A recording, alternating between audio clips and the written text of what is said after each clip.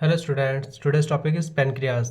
Pancreas क्या करता है हमारी बॉडी में? हमारी बॉडी के ग्लाइसेमिक इंडेक्स यानी कि बॉडी ब्लड ग्लूकोज को मेंटेन करके रखता है।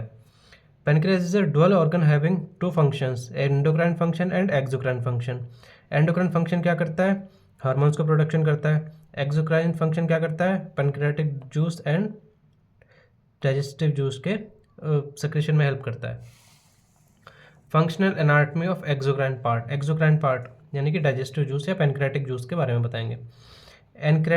Exocrine part of the pancreas resemble salivary glands in structure, यानी कि स्ट्रक्चर कैसी होती है? सलाइवरी ग्लैंड जैसी होती है। It is made up of acini और एल्वुलाई। एल्वुलाई देखा ना, इस तरीके से अंगूर की शेप की होती हैं, लंग्स में होती हैं काफ़ी सारी एल्वुलाई, तो इस शेप की होती है। इसे एसिनाई बोल सकते हैं या एसिनार सेल्स बोल सकते हैं।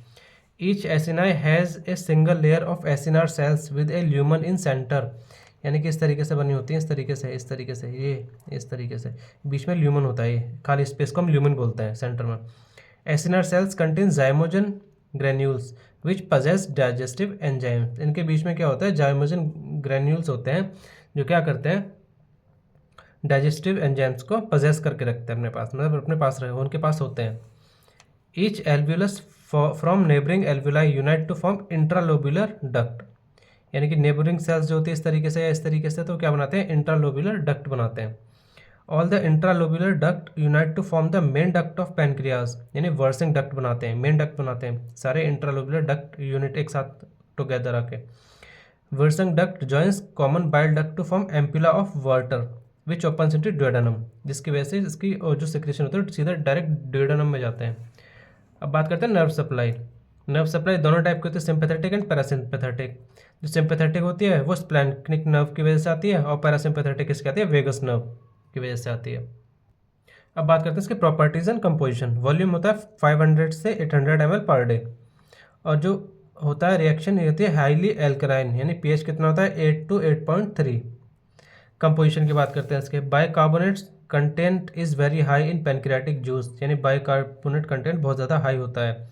It's about 110 and to 150 milli equal per litre against the plasma level of 24 milli equal per litre, यानी कि प्लाज्मा लेवल के अगेंस्ट होता है, मतलब ज़्यादा होता है उससे ज़्यादा। High bicarbonate content of pancreatic juice is important because high bicarbonate content makes the pancreatic juice highly alkaline, यानी हाई बाइकार्बोनेट होगा तो जो पेनक्रियाटिक जूस है वो हाईली एल्कलाइन होगा। So that it protects the intestinal mucosa from acid chyme by neutralising it, यानी acid और base क्या करते हैं? एक साथ मिल जाते हैं तो न्यूट्रल हो जाते हैं, तो इसी वजह से ये इंटेस्टाइनल म्यूकोसा को प्रोटेक्ट करता है। Bicarbonate ions provide the required pH 7 to 9 for the activation of pancreatic enzyme.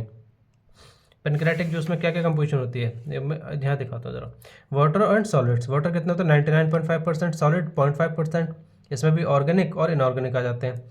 Firstly inorganic की बात करते हैं। Sodium, calcium, potassium, magnesium, bicarbonate, chloride, phosphate, sulphate. Organic substances में enzymes, other organic substances. Other organic substances में क्या आते हैं? Albumin, globulin. Enzymes प्रोटीलिटिक होते हैं जो प्रोटीन को तोड़ते हैं, और लिपोलिटिक जो लिपोप्रोटीन्स को तोड़ते हैं।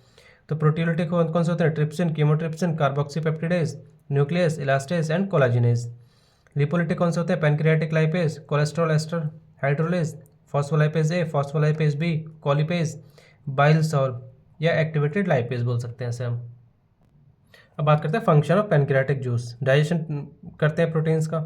Trypsin, chymotrypsin, carboxypeptidase, nuclease, elastase, collagenase, ये सारे प्रोटीन के डाइजेशन में काम हेल्पफुल होते हैं। डाइजेशन ऑफ लिपिड्स, यानी pancreatic lipase, cholesterol ester hydrolase, phospholipase A, phospholipase B, colipase, bile salt या एक्टिवेटेज लाइपेज, ये सब लिपिड का डाइजेशन कराते हैं।